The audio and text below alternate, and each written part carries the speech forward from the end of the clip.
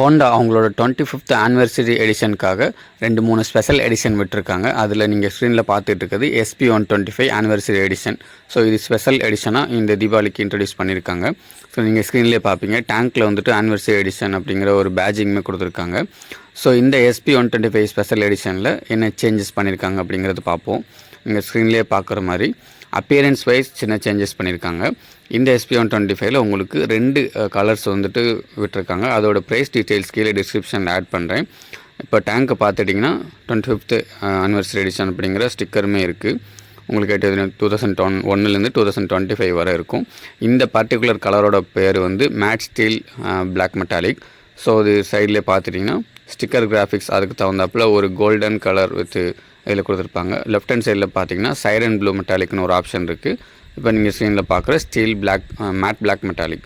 So இந்த 2 கலரும் இந்த SP125 ஆனிவர்சரி எடிஷனில் கொடுத்துருக்காங்க. சைட் பேஜிங்கில் SP125 அப்படிங்கிற சிம்பிளுமே வந்துடும்.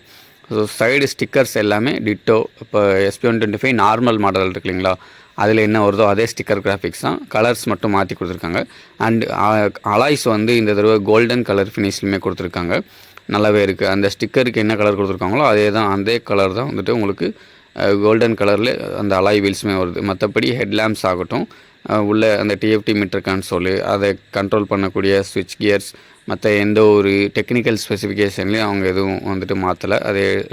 இது வந்து டீலக்ஸ் வேரியண்ட்டில் வரனால உங்களுக்கு TFT டிஸ்பிளே, அந்த ப்ளூடூத் கனெக்டிவிட்டி ஆப்ஷன்ஸ், அதுக்கப்புறம் உங்களுக்கு Type-C to Type-C charging port, அந்த நேவிகேஷன் பட்டன்ஸ் எல்லாமே வந்துடும். ஸ்டாண்டர்ட் வெர்ஷனில் வந்து இந்த இன்ட்ரடியூஸ் பண்ணலை எனக்கு தெரிஞ்சு.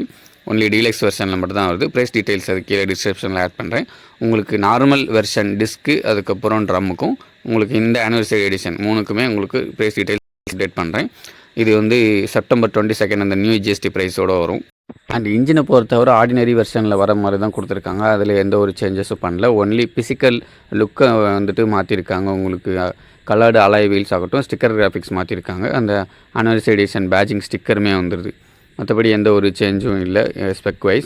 அண்ட் உங்களுக்கு இந்த SP125 அந்த நார்மல் வெர்ஷன் பார்த்திங்களா, அந்த ஸ்டிக்கர் கிராஃபிக்ஸ் ஆல்ரெடி சொன்ன மாதிரி கலர்ஸ் ஒன்லி மாற்றிருக்காங்க.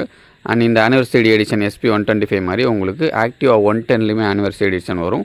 அண்ட் Activa 125லையுமே ஆனிவர்சரி எடிஷன் வரும். கூடிய விரைவில் உங்களுக்கு ரிவ்யூவுமே போஸ்ட் பண்ணுறேன் கைஸ். ஸோ இதுதான் இந்த SP125 ஆனிவர்சரி எடிஷனை பற்றின ஒரு சின்ன டீட்டெயில் ரிவ்யூ. ஸோ உங்களுக்கு யூஸ்ஃபுல்லாக இருந்திருக்கும்னு நினைக்கிறேன். தேங்க்ஸ் ஃபார் வாட்சிங்.